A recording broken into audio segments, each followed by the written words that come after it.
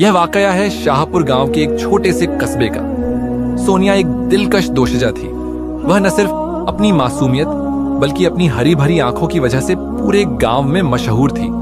लेकिन कुदरत की दी हुई ये खूबसूरती उसकी किस्मत नहीं बदल सकी।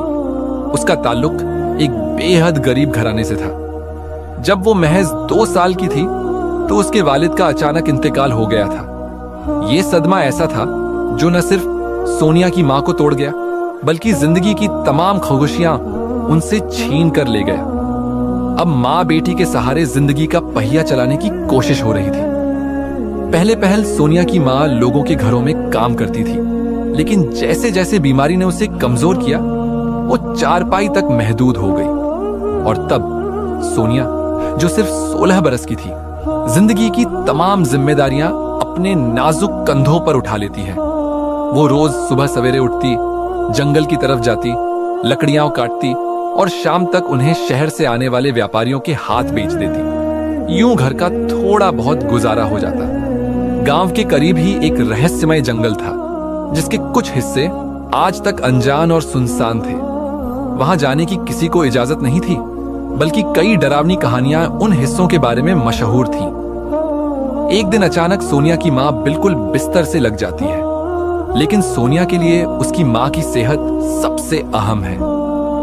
एक दिन सोनिया गांव के बूढ़े हकीम को बुलाती है ताकि वो उसकी मां का मुआयना कर सके। हकीम बोला, उस रहस्यमय जंगल में एक जड़ी बूटी है जो बहुत शिफायाब है। हो सकता है वो तुम्हारी मां की जिंदगी बचा सके, क्योंकि तुम्हारी मां के जिस्म में एक अजीब किस्म का जहर फैलने लगा है, लेकिन वो जड़ी बूटी उस पर असर कर सकती है।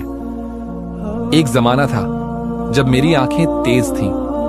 मैं खुद जंगलों में जाता, पहाड़ों से जड़ी बूटियां लाता, लेकिन अब इन आंखों की रोशनी खत्म होने लगी है। अब मैं सिर्फ ख्वाबों में उन घाटियों को देख सकता हूं। सोनिया ने उम्मीद भरी नजरों से पूछा, क्या वो दवा ऐसी है जो मेरी मां को बचा सके?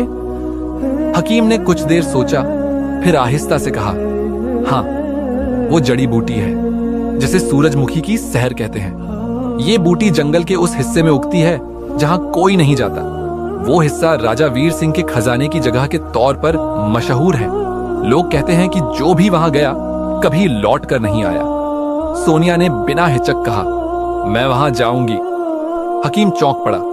बेटी, अगर गांव के किसी शख्स ने तुझे उस तरफ जाते हुए देख लिया तो वो तूफान खड़ा कर देंगे।